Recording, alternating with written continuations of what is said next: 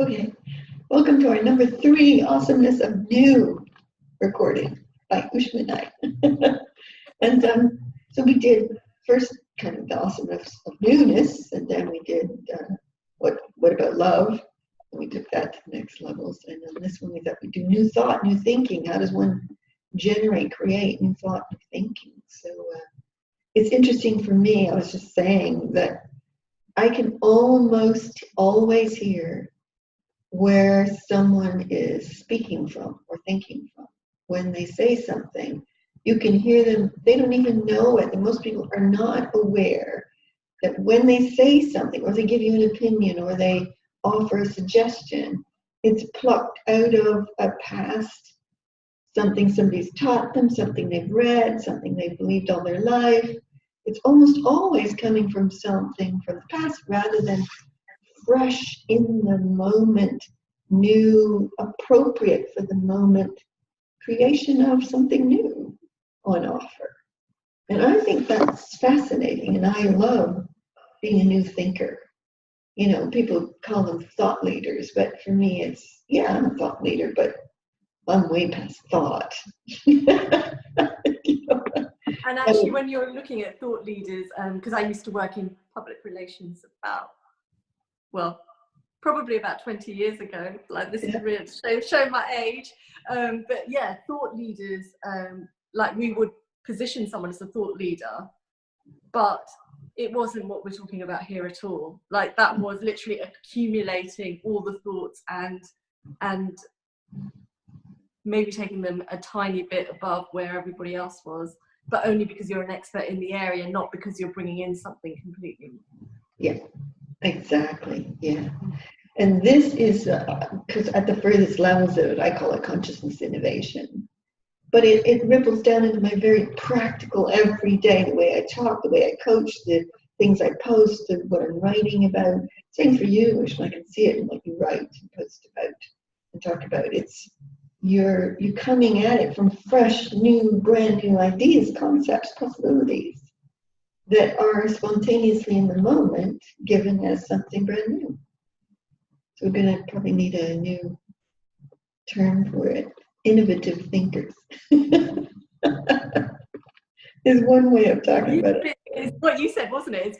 It's beyond thought. So it's like, I remember when we first were doing the seminars and things together, and I was talking to a friend, and she was completely shocked that we didn't know what we were going to say until we got up there and started talking, because you're just flowing the energy and the expression, and it's still you, but it's you connected to everything and the biggest possibilities on offer, and bringing all of that through, rather than prescribe. You know, like, I've seen some programs where the speakers are told what to say for every 15 minutes, and it's completely timetabled out.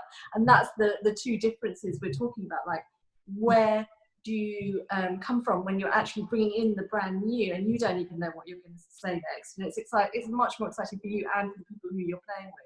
Much more appropriate. Yeah, absolutely. Because when you're talking about speaking it, like on a video and that, it's so spontaneous, it's so connected, and it's so exciting at the same point. I guess we probably learned to really trust that the new is going to come out of our mouth brilliantly. You don't worry about it. I record at least 1 or 2 videos a day now for the series I'm making. So, and I only ever go, what will I talk about? Oh, there's a topic, bang, and I turn the video on. I never think about what it's going to do. I never write down notes about it. I just start talking, and out comes, 10 to 15 minutes of pretty amazing stuff. And I think it's quite exciting because there's an element of connectivity in it as well, which I think when someone goes to get thoughts from the past or learnings from the past, they're not connected with who they're talking to. They have to go get it and then bring in something. And I find things from the past often have a kind of dullness to them. Now, of course, people would say, what are you talking about? There's some pretty exciting things that we've been taught and learned. And yeah, but when you become an innovative consciousness thinker, creator, you hear it and it kind of goes, you know, in the vibe levels, it just, okay, yeah, that's all right, you know, but then you come up with something new and it goes, and the excitement is in what you're saying and in what you're creating. So, and it's always perfectly appropriate for the moment as well. Yeah, because that is the difference. Like when you're taught at school or at university, you get all the books together, you see what everybody's spoken about on that topic, and then whether you're writing it or you're presenting it, you will put your case together with references which prove that what you say is valid because somebody said it before you. So that's how we've been taught to bring new information in. And your thinking goes as far as maybe ordering it, maybe extrapolating from one idea to the next. But that's the realms of which you have been taught to think within. Yeah. And even like when we used to do brainstorming meetings in PR, they were not creative in the least. It'd be the same idea for every product, slightly differently. So you'd have a big map, and then because everyone was absolutely exhausted, and where your brains were at, the same level of idea just kept spewing out. You know, it wasn't creative or innovative, even though it was a creative industry. You know. Yeah, because one of the things those genius ideas come from is tapping what I call the genius field. So you get connected to the place where genius ideas and innovation exist. They're there, they're waiting, and you plug into it, and you just download them. Then there's another level of that, which I would say is source creation. And I think you become source and you tap sources, creations that are waiting to happen. I don't know, you might even say they're not necessarily waiting to happen. You're, as source, you're creating brand new from your own sourcing.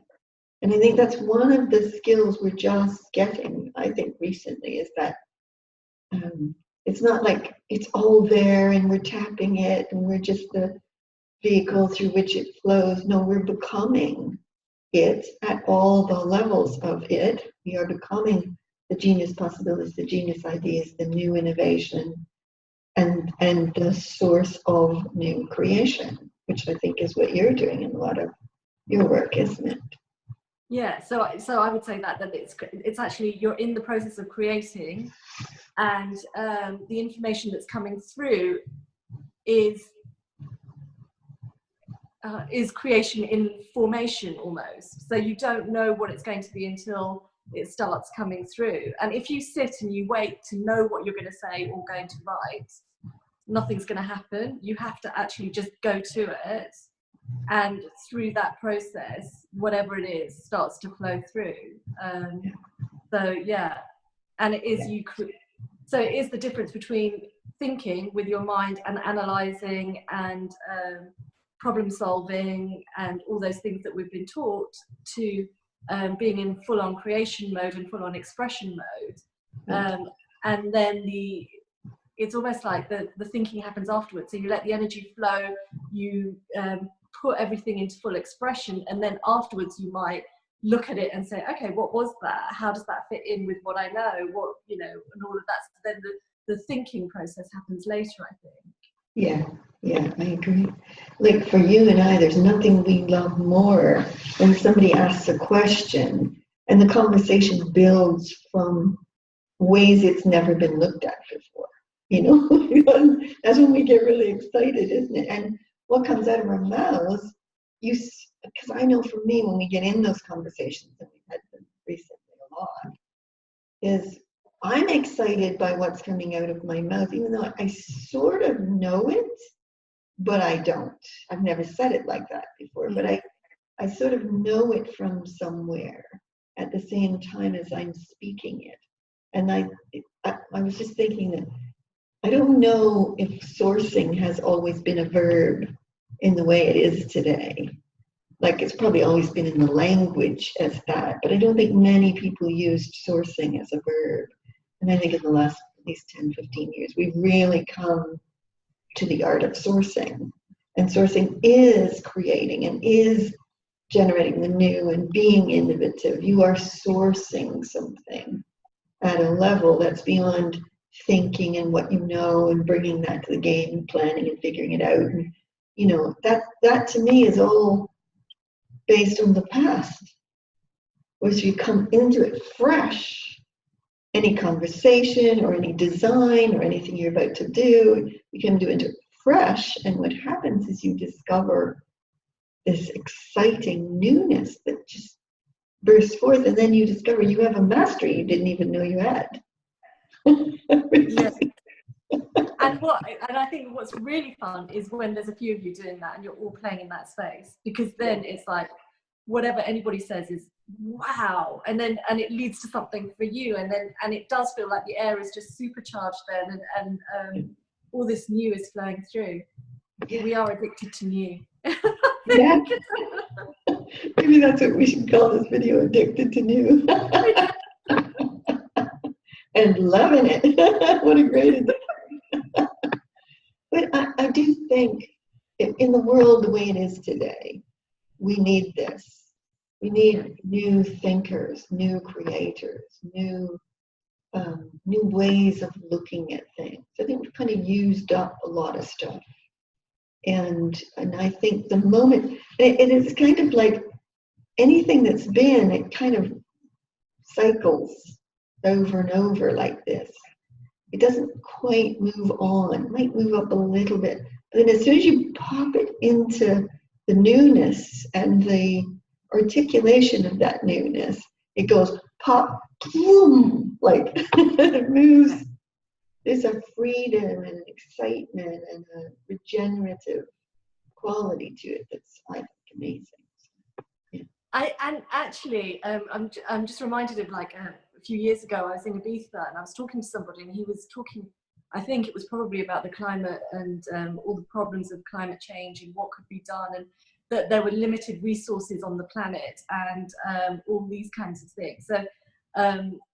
So and I was trying to say to him about how you're trying to solve a problem based on that thinking. It's that whole Einstein thing that you can't solve a problem from the consciousness or the thinking that it was created from. And that's what people are still doing and still taught to do in schools, is to go round in that loop where there's very little new that can take you to a new space.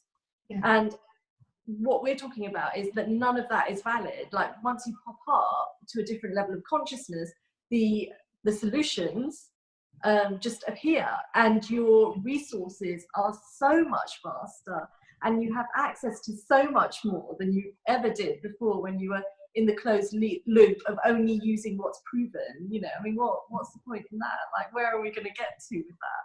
Not very far at all. Yeah, exactly. That's beautifully said too. I think that's exactly it. And so there's so many benefits to being a new thinker, new source creator, you know, of the new, because you have more aliveness, more vitality. You have more great ideas. You look, you know, you can find ways to solve the things that need to be solved. And even saying solve is an old term, I can tell, because you don't need to solve anything in the new. There's no problem to be fixed. There's an exciting exhilaration adventure of discovery of what's waiting to be unleashed and made available to us all as a new way of living and sourcing and creating on planet Earth and beyond. So there you go. Okay, anything else for you on it? I think we should probably stop. We've probably been talking now. So there you go, everybody. Addicted to new. We hope that gave you some good ideas and ways to play with it. So, okay, lots of love, everybody. Bye.